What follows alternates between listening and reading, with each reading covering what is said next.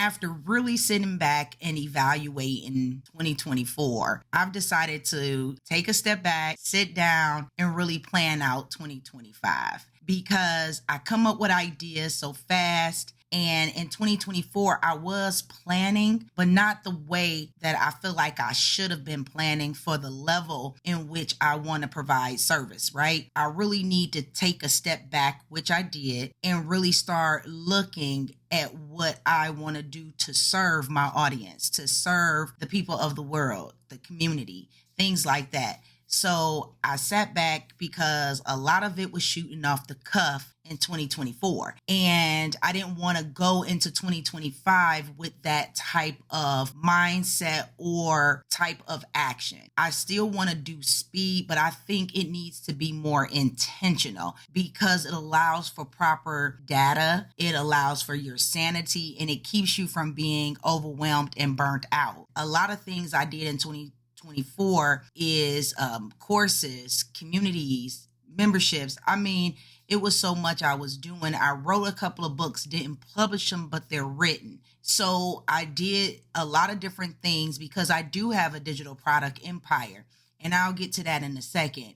But by me having all of these assets, which took me years to obtain, by the way, I just didn't do them all at one time. It was like, okay, I need to really map out 2025. But the great thing about implementing fast is that you find out what you want to do quicker when you fail forward. And I believe a lot of people sit back and they take a lot of time and, oh, I have this idea. They want to put all this planning into place. They plan for about a quarter, 3 or 4 months of planning just to launch it 5 months in and realize they don't even want to do it. I'm the kind of person that likes to just get in there and do it so I can figure out if I like it or not quickly. I'm going to find out very fast whether I want to keep doing this or not. So, and if I do want to keep doing it, then I'll take the time to start fleshing it out and maneuvering it in a way and making it more structured and sticking to it and making the plan to that one thing. But if I realize that I don't want to do it, I'm pivoting real quick because I'm determining what is it taking from me? Because when you say yes to one thing, you're saying no to something else. So is it worth it? What is it taking? Is it taking more bandwidth than what I have? Is it taking more than what I expected? Am I needing more tools? Do I have to enhance my tool stack? Is it something I can do with just the tool stack I currently have? These are all the questions that run into my mind and things that I think about when I jump into it. How do my people like it? I'm asking them, what do you think about this platform? What do you think about that? And then I get that feedback. And if it's not something I'm vibing with, then I will pivot very quickly. And I don't see nothing wrong with that when you're an individual, because just like with anything else as being a human being, when you don't like something, you ain't going to do it and you're going to stop doing it.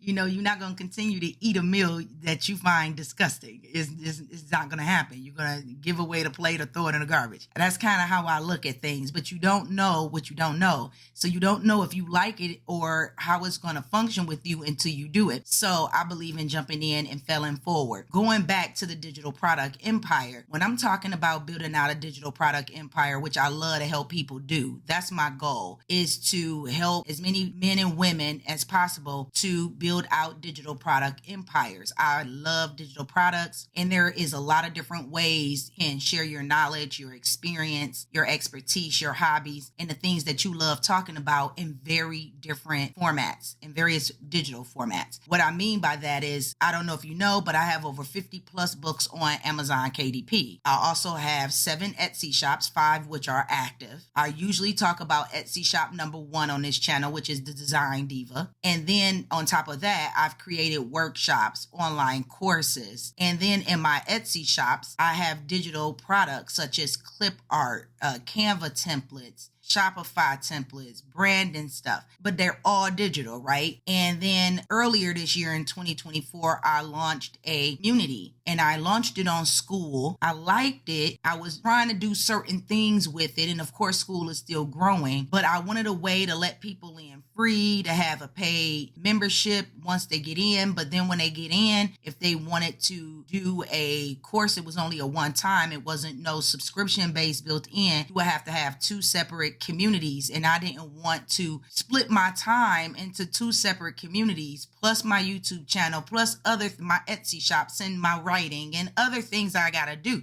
Do I really want to run two communities to have one free and one paid? So I found an alternative, which is Circle. Now, Circle allows you to have like a hybrid community. You can bring people into the community. They have access to certain things for free. And you can also have a paywall that allows them to pay membership for other parts that are locked to the free people, but unlocked to the paid people. And it puts it all in one platform. Now, I'm still debating, be honest with you at this point, do I really want a community, or do I really just want to host my courses? Because it takes a lot, whether you believe it or not, it takes a lot to build out a community, and a lot of people do the free community and then go to pay. The thing about schools community is that it's more of a marketplace type of situation where people are searching on there for communities. In Circle, people don't really search for you. They can't really search for you. It's like a private community, right? Where you have to invite somebody to join your community. But when they get into your community, they can't go search other communities, because then you bring in other people business, at the end of the day. I mean, it's great for collaboration and for people to find new things and for people to find you. But at the same time, it's a marketplace type of community, basically. That's all I'm going to leave it at that, because that's a whole nother video. I really wanted to focus more on planning out when I'm going to launch my products, how much bandwidth and capacity is it going to take. And this is allowing me, it was just a relief off my shoulder to map things out. I started on a notebook from scratch, like my business name, my SIC code, what industry I'm in, what type of business people I want to serve. Is it B2B, B2C, C2C, or all of them? I mapped out product pages. I made it to where I can see, I mapped out the whole 2025 year in calendar format. And I'm able to see at a glance my whole business pretty much. And I can see what product is dropping when is the email sequence starting, when is the pre-launch starting, what marketing materials and assets am I going to need to have in checklist format to create this product? What tools am I going to use? Who the product is for? It was a whole relief. Now, by the time I start writing this out for myself, I end up creating a whole workbook around it, because it's a workbook for me. But I decided, this was such a game changer and eye opener for me. I'm going to create a whole workshop around it. And the workshop is me going over my business as the example to help you guys plan out your 2025. Now, I'm not saying you have to plan out the whole year. That's not what I'm saying, because I didn't even plan out the whole year, because I want room for flexibility and to change my mind and to pivot. But overall, I have the business vision and mission in there. And then I also have it broken down to what is the focus per the quarters. Now, some quarters you're going to keep on the same focus, say like list building. That should be something all year round, right? So every quarter should be focusing on building your list, getting your audience on your list, whether that's coming from YouTube, Instagram, TikTok, it don't matter. The whole goal is to always filter them into traffic you own. Because if YouTube, TikTok, Instagram, Facebook decides to shut down, your people gone. But if you can get them on your list, you can always still communicate and build relationships with them that way. And that should be an all year round thing. So of course I have that listed in my Q1, Q2, Q3, and so forth. But it might be other things you want to focus on. Like say, for instance, you might want to drop a product per quarter. So in quarter one, you might want to release a product, but now you get the opportunity and you have the opportunity to plan it out, to really see, track the data, have the data, and then be able to do something better. Leave yourself some room to evaluate, to prepare you for the next product launch or the next product you want to release. Now, you can always release many little projects in between, But the projects on the sheets that are in the workbook that I created for myself that I'm sharing with everyone else, that is for like your big products. So your big projects, your courses, like your 4 and 5 week courses, or your coaching program, or a workshop, because that can be a big thing for your type of business. It could be a workshop. It could be writing a book. So one quarter could be, hey, I want to write a book, Q1, Q2, I want to launch a course to that book, Q3, I want to implement a coaching program to the book, to the course. Now it's coaching. So now by the end of the year, the official year, at the end of 4 quarters, you probably have accomplished so much, because how I look at it, I really don't look at it as quarters, right? We know certain months fall into a quarter of a year. But when I start projects, I pretty much give myself 12 weeks starting from that date. So sometimes my projects can expand or extend into a whole nother quarter depending upon when I started it. But at the end of the day, I know it falls in this quarter of the year, right? Even though it's 12 weeks for me, because I don't really do quarters. I really do 12 weeks.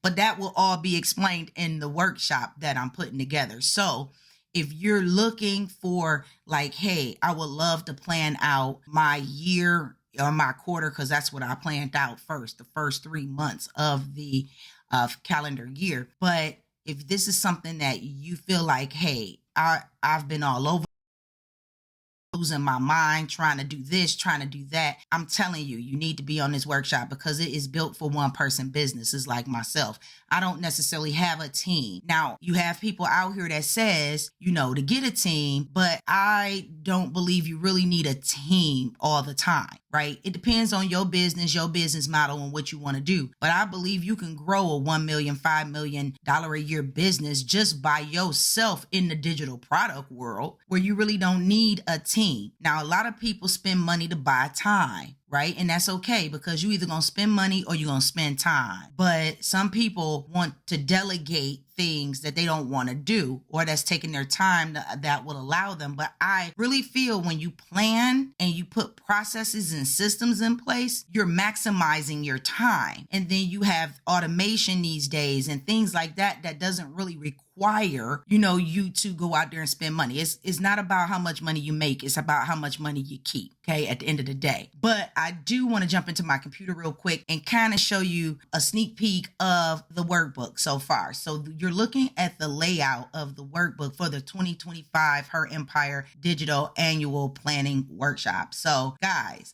I put a lot of work into designing this and putting this together, right? Because it all came from my notebook and me writing by hand. And I said, you know what? I need to design this out, format it a little better. And I got my word for 2025. I had my word for 2024 was wisdom, knowing that I don't know everything. And the next 2025, I have my word for that. I have why I picked that word for the year. And I have like the company mission and everything I explained to you, the company at a glance, the financial tracker in here to track income, expenses, any savings, and have your net for the month. So you have your annual at a glance of the money that you're making. You have your product sheets in here. That way, you're doing like 4.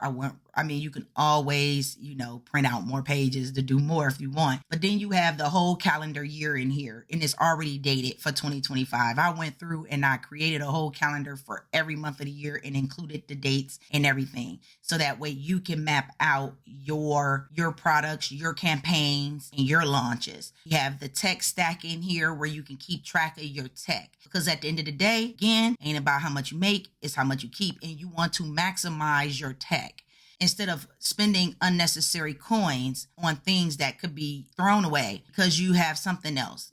Sometimes we just buy stuff because we like it. And I am so guilty of that because I am a tech nerd. So I am good for buying all kind of tech, knowing I don't really need it. I just like it. Or it might be a feature in the other tech, one little feature that I don't like that I want, and I'm going to buy a whole nother thing. No, I had to lower my tech stack as well. I looked at things and I crossed them off the list. And then we got the password tracker. We have some note pages in there, and I'm still not okay? But it will be done by the time the workshop hit. Workshop will be taking place on Saturday, November 30th at 11 a.m. Pacific Standard Time. That is the day after Black Friday. I'm going to leave a link below. It's not to a landing page or anything like that because this is not like a major course. It's just a 2-hour workshop where we actually go through. You're on live with me. And if you can't make it, want the workshop and you can't make it due to time zone or you have something planned to do, that's okay. You will have access to the replay. So I would recommend that you still get it so you can you will get the workbook and so you can actually go through and plan your business out when you have time. I go through this. I use my business as the example, and then I'm leaving some room for some Q&A in case you have specific questions about your business. And this will work for both product-based businesses as well as service-based businesses. Any business you have, you can plan out what you're going to do, what products you're going to launch, even in an Etsy shop, right? So in an Etsy shop, you pretty much have a lot of products you're uploading, not just one a quarter. You know what I mean? You have a lot of them. And I am going to include a sheet in here, an extra sheet for Etsy sellers. Okay. And I also have some in landscape. These are in portrait because it's the workbook, but I also have additional sheets that are in landscape form that you will have as well in case you just want the longer landscape instead of putting it into a workbook. So you will get this digitally. I will be making it available for print because I'm getting the printed version and it will be spiral bound. Okay, so the link to join the workshop, if this is what you want to do, is below. Okay, in the description. But I hope to see you there. I hope that you are planning out your 2025 so that way you can maximize your time, maximize your revenue, and just lower the frustration and the overwhelm and the stress that we as entrepreneurs endure when we're building out our businesses. Okay, into the next video. Bye.